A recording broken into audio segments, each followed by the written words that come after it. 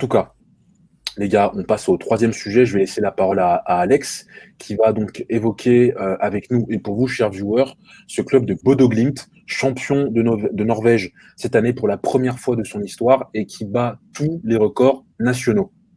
Alex, c'est à toi. Ouais, c'est ça. Alors, tout d'abord, je vais commencer parce que j'y tiens beaucoup et je sais que d'autres sont dans ce cas-là. Donc, je suis allé vérifier, tu vois, et on dit Bode Glimt.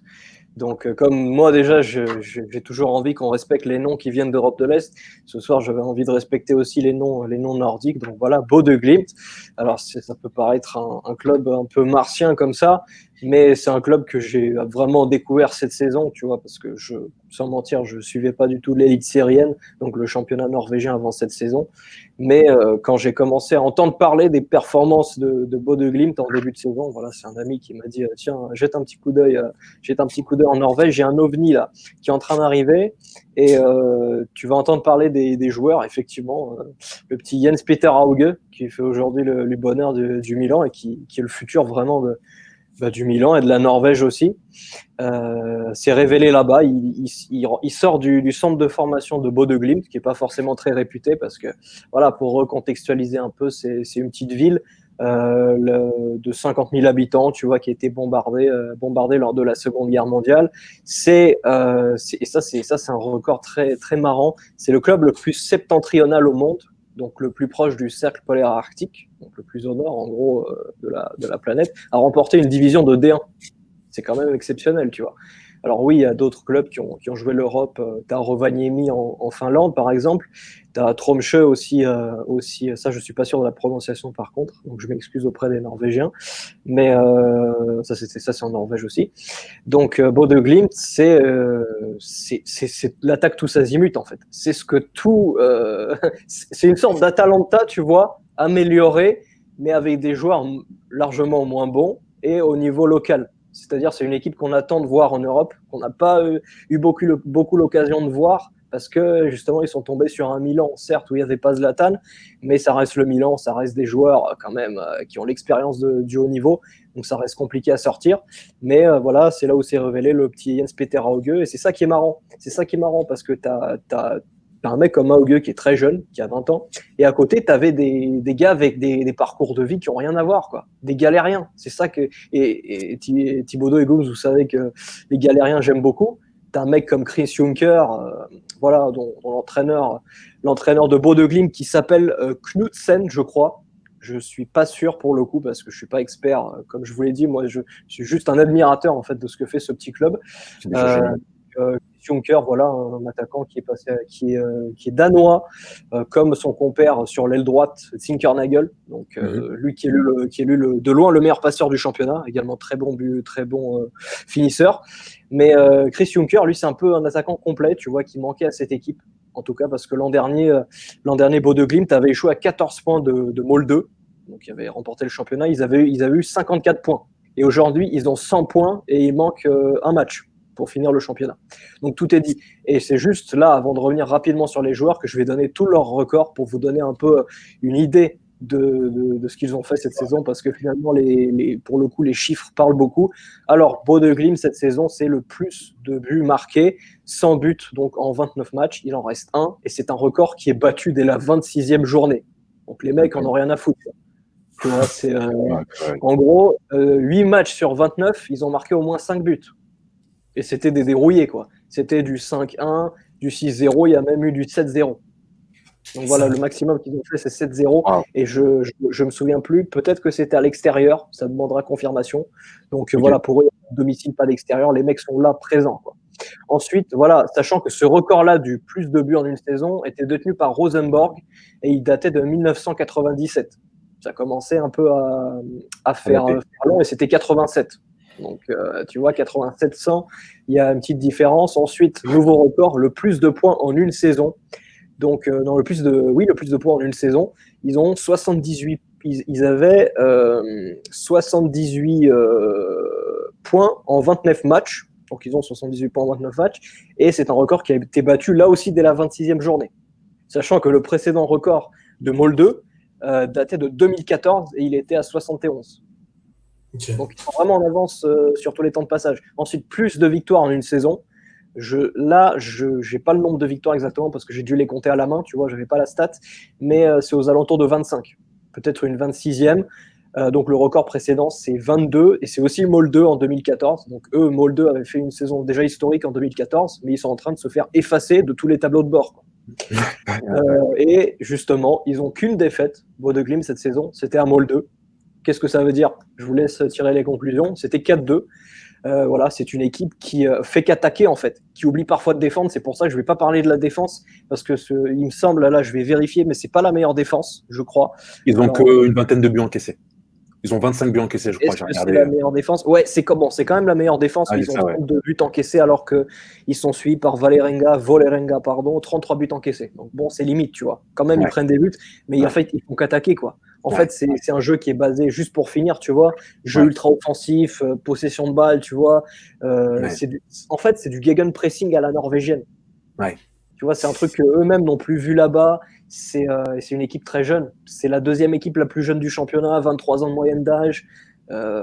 C'est un plaisir. Et vraiment, j'ai hâte de les voir l'an prochain dans les tours préliminaires de Ligue des Champions, parce que ils seront dans une partie de tableau où il y aura pas du Milan. Tu vois, tu auras au maximum du Dynamo Zagreb, qui reste très, très, très, très fort quand même, les tours préliminaires. Mais une équipe comme Bode peut réaliser de grandes choses. Donc voilà, j'ai hâte de les voir. Ben, merci. Merci pour ce focus, mon frérot. Je sais que toi, tu as vu quelques matchs. Quels sont les joueurs dont tu penses qu'ils pourraient avoir un avenir dans des clubs intermédiaires européens, voire des gros clubs comme Auge il y a quelques mois?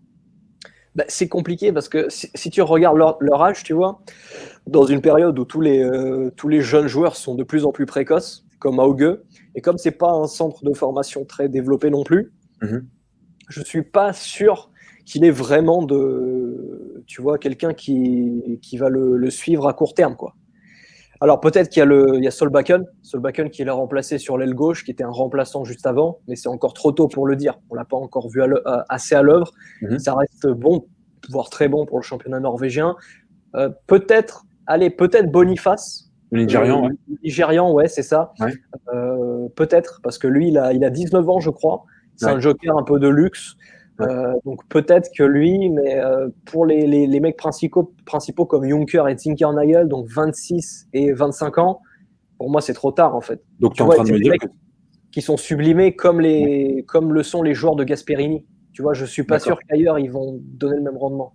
Ok, donc en gros c'est une équipe qui est amenée à rester stable, un effectif qui est amené à rester stable, à ne pas bouger, et donc peut-être à perdurer dans le temps et peut-être à remporter un nouveau championnat la saison prochaine. Et qu'on va souvent revoir au sommet du football norvégien et peut-être lors des tours de Champions. Peut-être. Après, peut-être que aussi ils choisiront de rejoindre Rosenborg ou Molde, qui mine de rien à l'échelle de la Norvège sont des marchés plus huppés, on va dire.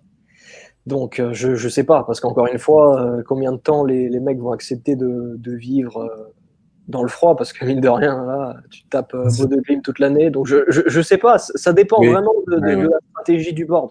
Tu vois. Et là-dessus, si vous voulez en savoir plus sur Bode Glimt et toutes leurs aventures, etc., pour le coup, allez suivre Nordisk Football sur Twitter et sur leur site. Voilà, ce qu'ils font, c'est remarquable. Et ils vous en apprendront bien plus que moi, qui ne suis qu'un admirateur de cette équipe. Effectivement, il y a un très bon point soulevé par Supercob. Encore une fois, Poto, t'as des amis à toi qui sont chauds. Hein. Ouais, mais c'est très, très intéressant ce qu'il dit. Il est très brillant. Exactement. Oui, lui, il parle de Gabrielsen. Moi, j'aimais beaucoup Melling. D'ailleurs, il le sait parce que sur toutes les ligues MPG, Ligue 1, j'ai Melling partout. Malheureusement, il est blessé actuellement, donc ça me fait un peu chier, tu vois, parce que c'était mon titulaire de base. Mais clairement, Melling est un bon joueur. C'est pas non plus le joueur du siècle, faut pas abuser, mais c'est intéressant. C'est intéressant, et c'est intéressant aussi que la Ligue 1 commence à aller voir dans des marchés comme ça. On aimerait bien qu'ils aillent voir dans les Balkans un peu plus aussi, et pas pour prendre du Radonjic à toutes les choses, quoi, tu vois. En fait, il y a d'autres joueurs, tu vois. Bien sûr. Il y a d'autres joueurs. Bien sûr. Thibaudot, une réaction peut-être à la présentation, la belle présentation d'Alex, de ce beau club. Je voulais juste spécifier, parce que c'est vrai que on s'intéresse pas forcément tout le temps à ce championnat. C'est un championnat qui comporte que 16 équipes. Donc tous les chiffres que tu as évoqués tout à l'heure sont impressionnant quand tu sais que la barre des 100 buts, le nombre de points qu'ils ont à l'heure actuelle, c'est pas rien. J'avais une petite question. Alors, un peu technique. Je t'en voudrais pas si t'as pas de Je vais réponse à essayer, vas-y. et c'est une équipe qui, il y a 2 ans, finit 11e du championnat, donc qui était un peu dans le ventre mou. L'année dernière, ils finissent 2e, mais à 14 ou 16 longueurs, je ne sais plus du premier. Qu'est-ce qui fait que cette année, il y a eu ce boom, en fait, dans cette équipe-là, selon toi? Bah après, comme j'ai commencé à les suivre que cette année, je peux pas vraiment te dire, mais si tu regardes un peu les classements, les résultats, etc., j'ai l'impression déjà que l'an dernier, c'était annonciateur. Tu vois, ils ont eu des grosses séries de victoires, pas forcément au niveau des scores, mais ils ont enchaîné les matchs. Ok. Et on a manqué l'expérience face à Molde, où il y a quand même pas mal de joueurs qui sont habitués même à jouer des tours préliminaires d'Europa League, plus que de Champions, mais encore, tu vois, cette année, on a vu qu'ils n'étaient pas trop mauvais dans cet exercice-là. Donc déjà ça. Et ensuite, bah, techniquement, franchement, moi je me souviens de cette équipe, il y a quelques années, c'était une équipe qui était dans les bas-fonds et qui faisait un peu le yo-yo, tu vois. C'était une équipe qui passait son temps en deuxième division, qui remontait, etc. Donc déjà, de par son emplacement géographique, elle n'est pas destinée à ce parcours-là. C'est ça Ouais. qui m'impressionne et je ne peux pas te dire vraiment d'où ça vient parce qu'ils ne sont pas réputés pour avoir sorti beaucoup de joueurs avant aussi non plus. Donc, ouais, ça tient beaucoup au coach. Si j'ai quelque chose tu vois, qui m'aiguille dans ce sens-là, c'est à mon avis, le coach y est pour beaucoup. Il a implanté une philosophie qui peut-être jamais vraiment mise en place dans ce pays-là, quoi. Christophe Galtier, norvégien. Who knows? Who knows? Ouais, ouais, Who knows? ouais, peut-être même plus. Tu vois, Pourquoi ouais, pas? peut-être. Pourquoi pas, les gars? On va avancer très vite, les gars. On va aller sur la partie basket. Merci, Alex, sur ce De ouf. focus. D'ailleurs, Alex nous fera souvent des focus justement sur les clubs qui le marquent, qui regardent. Il faut savoir qu'Alex, effectivement, c'est pas ce gars qui va passer son temps sur le Barça, le Real, l'Atlético, la Sociedad, le Paris Saint-Germain, encore Manchester. C'est un mec qui va Ouais, tu dénicher. peux dire tous les clubs espagnols, c'est Ouais, pareil. j'avais forcé, ouais. C'est le mec qui est capable d'aller voir un Arabie Saoudite, Koweït, et de prendre son plaisir, de prendre son pied. Ouais, non, C'est. quand même pas, là. Mais, Ah, non, j'ai forcé. Mais dis-moi quand je force, comme ça, je le laisse ouais, pas bah là, parler. je te dis, non, non, mais je rigole, je rigole. Mais ouais, non, non, quand même pas, quand même pas, Mais voilà, quand même c'est pas. un peu notre regard sur justement les matchs que nous, on n'a pas forcément l'occasion de regarder. Et c'est toujours très intéressant d'avoir notamment ta vision, parfois géopolitique aussi, relations internationales, de ces clubs. On va